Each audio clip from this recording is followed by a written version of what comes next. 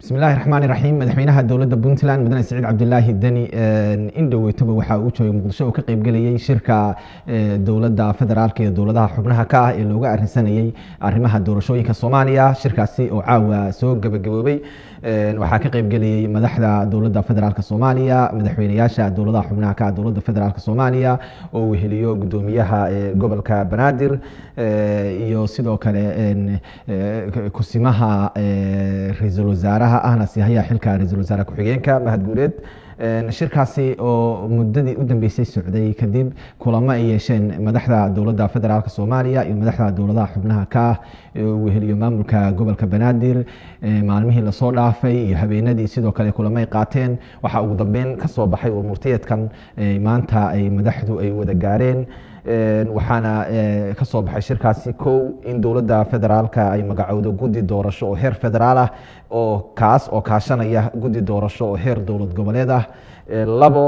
in deegaan doorashooyinka dowladaha xubnaha ka dowladda federaalka laga asteeyo laba magaalo oo caasimadaha gobolada oo ku dhisan yahay dowlad goboleed kasta saddex in tirada ergada xildhibaan walba soo dooranaysa ay noqoto 101 ergo oo metelaysa beesha wadaagta kursigaasi afar in xulista ergooyinka ay iska kaashanayaan odayaasha dhaqanka bulshada rayidka ah iyo dowlad goboleedka shan in qoondada haweenka ee 30% la ilaaliyo lix in baarlamaanka heer dowlad goboleed ay soo doortaan xildhibaanada aqalka sare toddoba in xildhibaanada aqalka sare ee Somaliland ay soo doortaan ergo metasho oo wada jir ah sideed in doorashada xildhibaanada labada aqal ee Somaliland ay ka dhacdo magaalada Muqdisho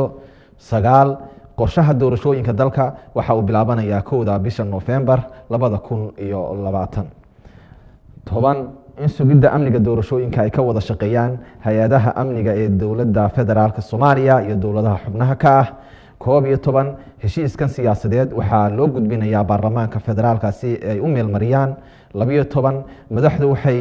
adkeynayaan in xurriyadda hadalku ay tahay lama taabtaan sida ku cad dastuurka ku meel gaarka ah iyo xeerka saxaafadda ee dalka sida darteed waa in warbaahintu fursad loo siiyaa inay si xor ah u tabiso goobaha ay codbixintu ka dhacayso lagana fogaado wax walba oo ka hor istaagi kara gudashada mas'uuliyadda kaga aadan doorashada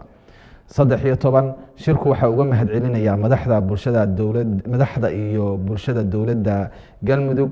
sida ay u martigeliyeen shirarkii taariikhiga ahaa ee Samareeb 1 2 iyo 3 sidoo kale waxaa ammaan mudan shacabka iyo maamulka gobolka Banaadir sidii diiraneed ay u soo dhaweeyeen madaxda dowlad goboleedyada iyo fuuda la socotay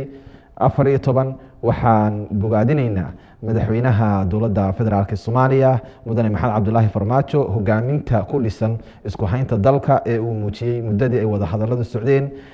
isaga oo xooga saaray in wadajir